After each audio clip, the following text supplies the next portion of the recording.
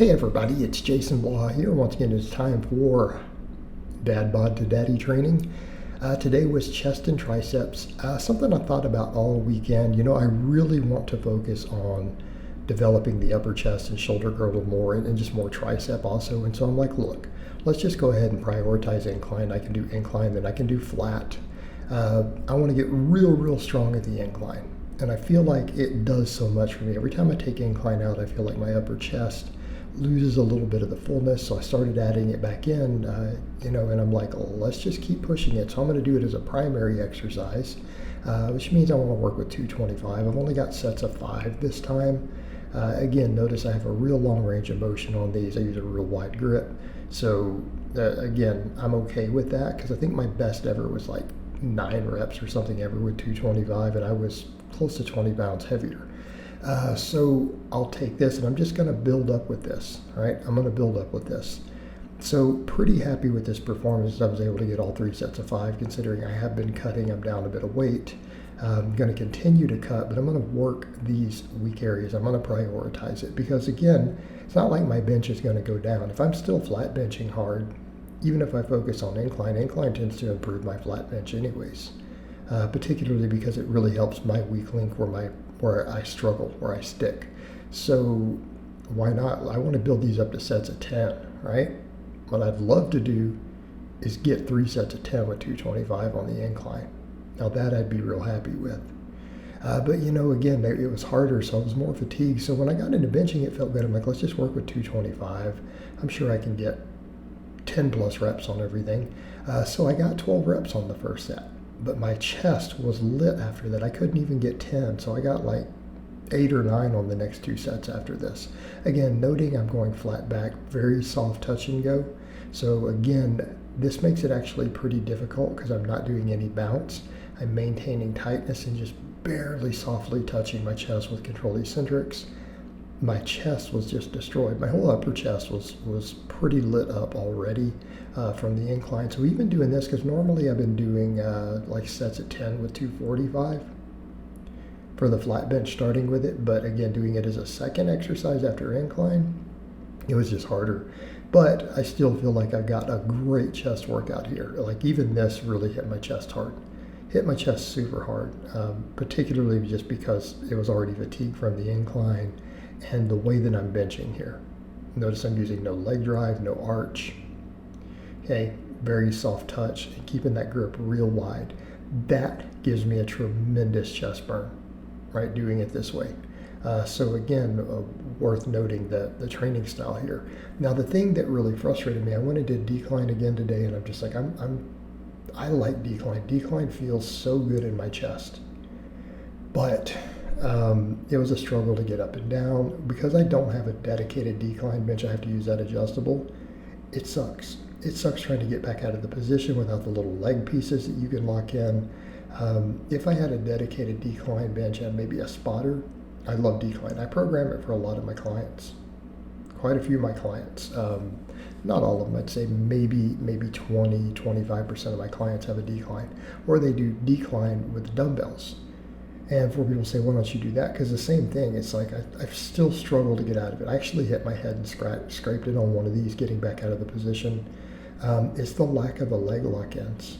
That's a big deal. Like that actually makes it so much more difficult with the bench that I have.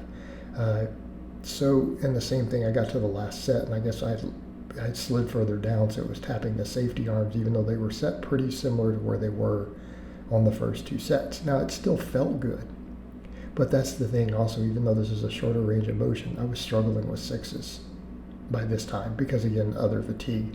So I think what I'm going to do here, and there we go, you guys kind of see how blocky my abs are, even though I need to continue to get leaner. Cutting is the priority. I'm going to get down to 200 pounds. That's another thing. I'm adjusting my diet. I'm going to add carbs back in today. I've been doing quite a bit lower carb and doing a lot of healthy fats. But all through this weekend, even though I kept the calories in check, I gained like 3 pounds just by adding animal fats back in. I ate a bunch of omega-3 eggs, and then I ate like some chicken drumsticks that I baked in the oven. And even though there was no really additional carbs or anything else, I feel like it's just inflammation. So any sort of saturated fat tends to inflame me. So I'm like, look, not happy with that. Plus, it's like I can tell the work capacity. I really could use some carbs. So I still want to keep doing the fasting like I do on a protein overfeed, keep healthy fats in. But I'm going to start adding some healthy carbs in place of some of those fats. And I think it'll probably help further with the body composition at this point. I feel like I've dropped any water weight that I had from what I was eating before. So not really that worried about it. And I think it'll help me just continue to train harder as I continue to get leaner and cut. But again, it is going to be a small calorie deficit. Although I did lose like 8 pounds in a month. So I don't know the deficit's been that small. But some of that's been water from the lower carbs, right? And that's not really counting the extra water because that's not counting the water I dropped in the first week.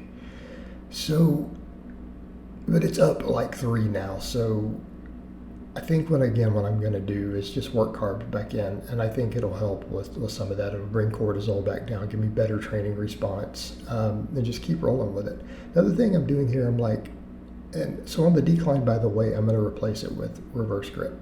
I really liked the reverse grip bench for the few weeks that I did it. So having compared the two, I feel like they're both phenomenal exercises. I just feel like it's so much easier to get in and out of and set up the decline or the reverse grip. And so even though I like the decline, I think the reverse grip is going to be a better fit for my training flow. And again, it has a really unique effect in my chest and triceps. So I think I'm going to put it there. Plus, I can go straight to it after flat bench. So I can go incline, flat bench, then go right to it, right? Go into that reverse grip. I love these. So I decided, I'm like, look, let me just find some tricep exercises that really stretch my triceps. I'm not going to do just tons and tons of tricep volume. I'm doing all my chest exercises. There's going to be 12 sets every chest workout, and they all work triceps. I'm not isolating pecs. So even the pullovers at the end are phenomenal triceps. I feel them at my triceps a lot. So I'm like, so let's just come in and do 2 isolations. Let's really hammer down on the triceps that way and not try to overtrain them because they're doing a ton of pressing. I mean, technically, this is 18 sets for triceps because the benching does hit them. The pullovers and all that do hit them. So let's just do 6 isolation sets. Really hard sets of good exercises that work the triceps completely different than the presses do. Okay? And they're hard sets, taking them right there to the edge to where I'm grinding the last rep. You guys kind of saw those behind the head, and I got a couple more reps when I did them first. I got like 12, then I struggled with 10. Normally I get about 10 with that weight. So this, though, by the time I got to these, I had to take weight off, right? So I did 3 sets of skull crushers with like 20 pounds less than I normally use. However, I've done 9 sets of hard pressing, and then I've done those other incline extensions first. So my triceps are very fatigued. But I like that because skull crushers can be a little hard on the elbows. And so if I'm forced, because my triceps are so fatigued at this point, to use a lighter weight, hey, that's great. I'm just finishing them off. So then we finish them off with the exercise that has the most potential to beat up joints or tendons a little bit, forcing me to take about 20 pounds off the bar. Works great. All right, pullovers, I messed with a couple things on these today. And I think what you guys see when I drop down into position there, I think it's pretty clear how overall big I am, even the hamstrings and everything. That's why I just have to get leaner, shore up some of the weak links in the upper body and just get leaner. And it's stuff, again, I've had friends and I've had other coaches point out, they're like, dude, you're bigger than people probably seem to realize. If you have a ton of muscle. Even Nicola told me that. My friend Jonathan told me that too. He coaches and does NPC shows.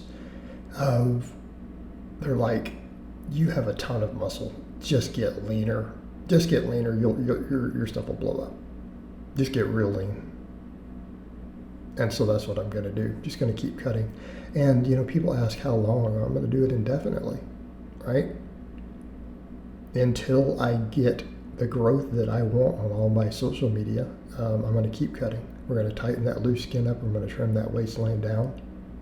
Okay. Like I said, I'm going to get down closer to 200. And then we'll assess, but I'm probably just going to keep getting leaner. All right. I'd like to get my waist down to about 30 inches. So the pullovers, I did 70 for the first 2, and I'm like, it felt a little heavy. Felt like it degraded my form just a little bit even for sets of 10. So then the last set, I grabbed just a 45 and just pumped it all the way out. I got over 20 reps. I just quit counting at 20, close to 20. So it was something like around 23 reps. But I also did my 2 sets of hanging leg raises between, which you guys know we cover in every vlog why we do these. Helps with shoulder health. And I think I'm going to work some seated presses. I'm going to try to work some seated presses in on shoulder day with a barbell. And I think I know how I'm going to set it up with my rack. Right? I think I can make it work correctly the way that I'd like, instead of a standing overhead press. And I feel like the seated. And it will carry over to the incline. It will carry over to all the stuff I'm trying to do with the whole upper chest and delt tie-ins. And so I'm just going to bring all that area up. All right? Just keep bringing up the shoulder girdle, the upper chest, the triceps. But I feel like looking at some of these angles, my arms are getting pretty proportionate at this point. I don't feel like they're a major lagging body part. I feel like if I just get leaner, because I've looked at a lot of other guys with certain physiques. There's plenty of guys who have these ridiculously aesthetic physiques who have much smaller arms than me. So honestly, I just have to get leaner. But I do want more tricep, obviously, and we want to build everything. But I think triceps, which again, we're prioritizing a lot here, upper chest, whole shoulder girdle, and bring another 4 or 5 inches off that waistline. And I should be good to go. All right, guys, but that's really all I have to say on that today. I hope it's been informative, and I'll talk to you guys and gals next time.